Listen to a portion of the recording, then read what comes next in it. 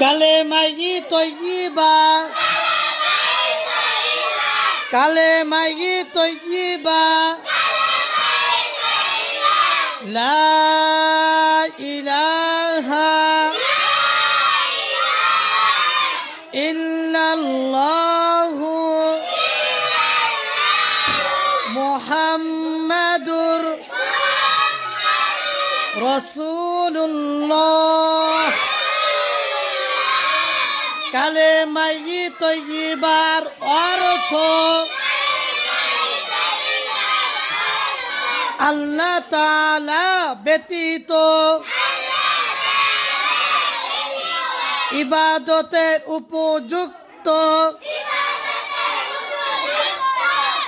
আর কোন মাবুদ নাই।